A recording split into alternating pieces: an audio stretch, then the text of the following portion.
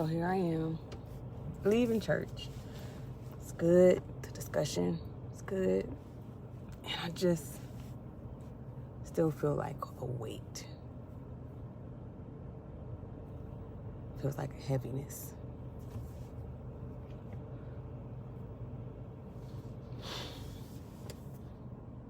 And the scriptures that we've been going over, the book of Daniel,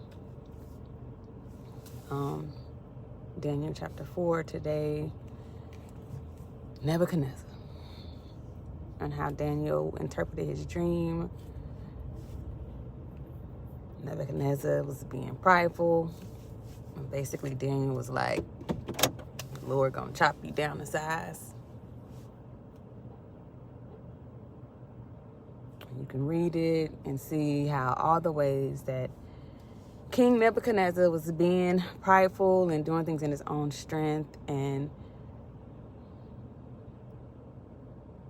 then here comes this dream to say, hey, you gonna lose your kingdom. You gonna go crazy. You gonna be out in the forest wilding like a beast of the field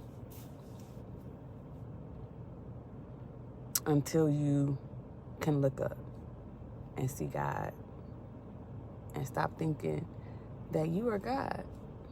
And I can look at that and I could say, absolutely, definitely, for sure. It makes sense. God resists the proud, gives grace to the humble.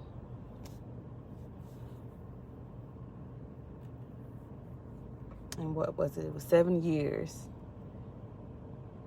that God said, or 7 seasons, that King Nebuchadnezzar was going to be stripped of everything that formed his identity. Okay. I get that. Then my question becomes,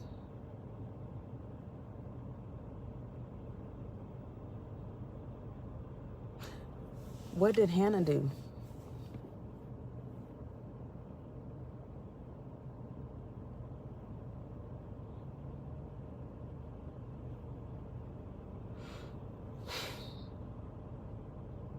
What did Noah do? He was righteous. He had to wait. He was faithful.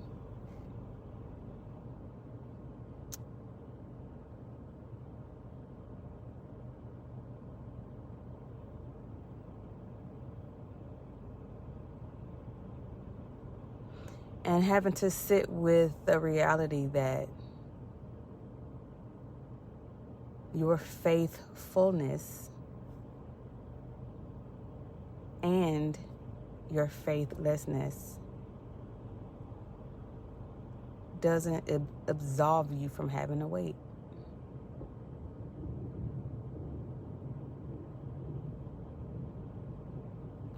What did Job do?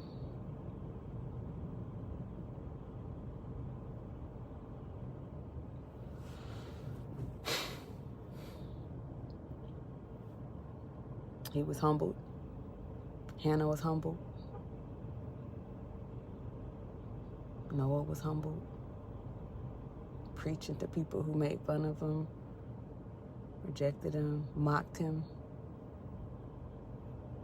as he built an ark for rain that he has never seen or experienced.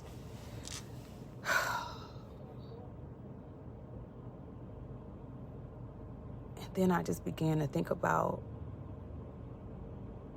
a belief that some kind of way, I guess I have had, that if I humble myself enough, if I do the needful things,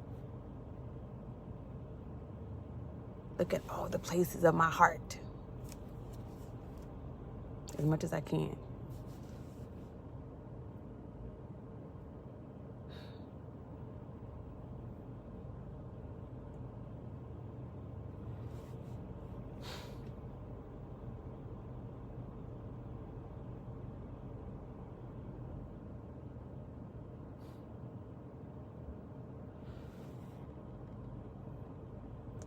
And I still know you have to wait.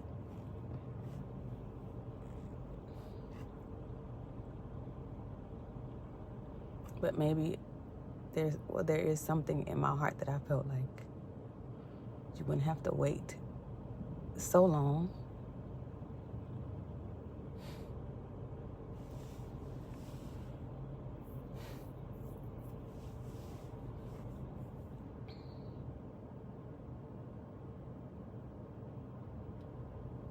Whatever that would mean.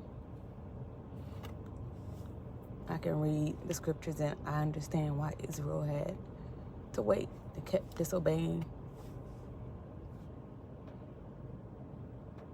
God took them around the wilderness, allowed them to be captured. So there's this part of me that I understand when my disobedience has been the cause of me having to wait or feel like I'm in delay. I get that. But then there's this other part of me that I say, well, I don't understand.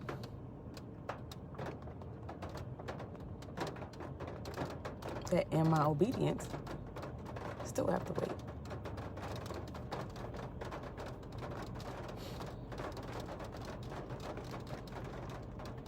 Or I can say, well, I understand waiting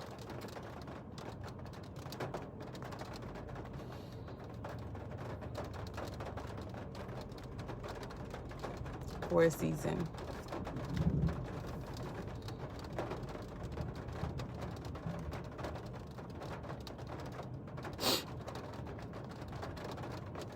But when the night seems so long,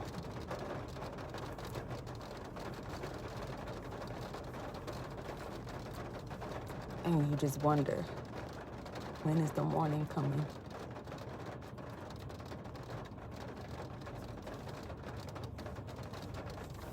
When is the morning coming?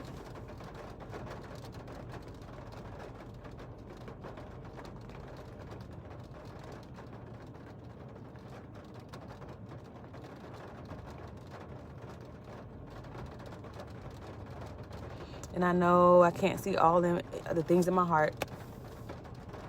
The Lord has to show me different things. But I really believe to some degree that you don't have to wait as long as if you do what you need to do.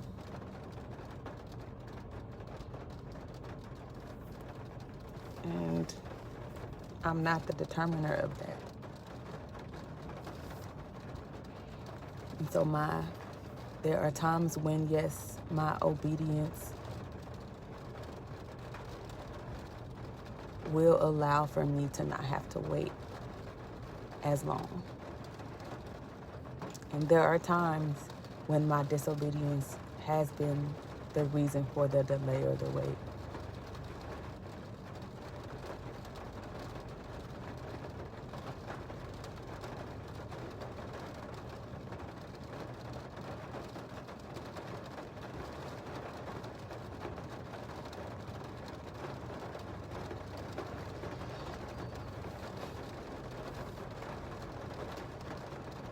So, I can't look out at anybody in their life to say, this is why. This is happening all the time. Again, it's easier to spot the disobedience to some degree, right? Or the fruit of it. And that's why it's not for us to judge. It's not for us to judge. Because at the end of the day, whether you're waiting is because of your disobedience or obedience, the amount of time that the Lord has set for you to be able to look up in genuineness and acknowledge who He is, the way that He wants you to, when He wants you to, how He wants you to, where He wants you to.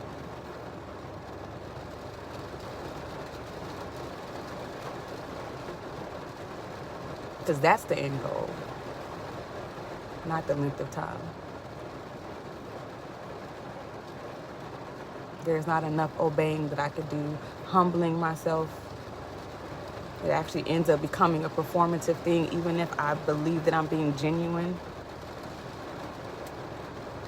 Sometimes you can only see how disingenuous you are, or I am, when the change has not come in the circumstance, or even when the answer comes and it's still wait.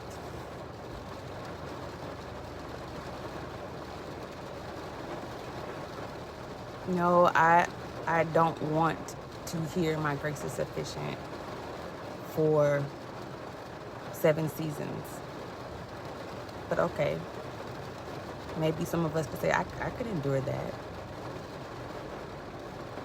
What about when it's 75? Like Abraham and Sarah. You gotta wait. And no matter what you do to try not to have to wait,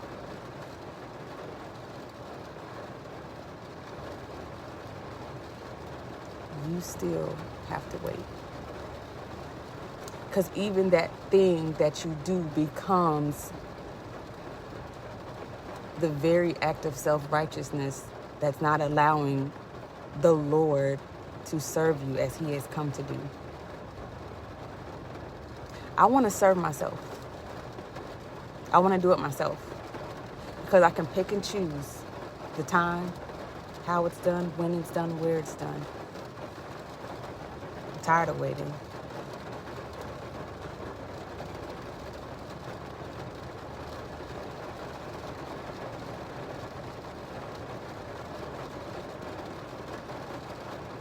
Because after you do all that you can, and you're still sitting here saying, I've done everything I can do, and God still says, wait.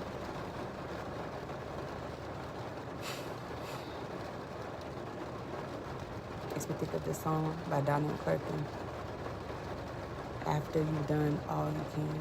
And that just keeps coming to my mind. After you've done all you can.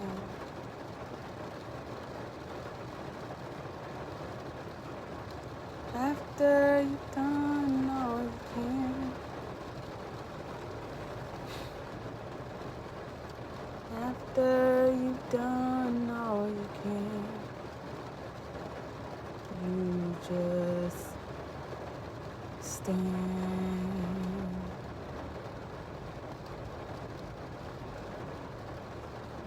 And if you can't stand and wait, can you sit and wait?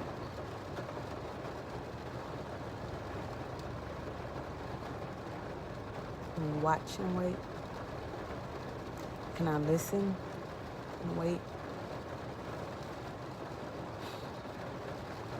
Can I rest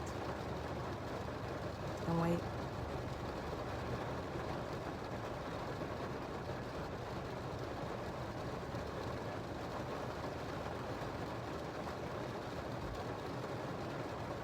I have to learn how to wait.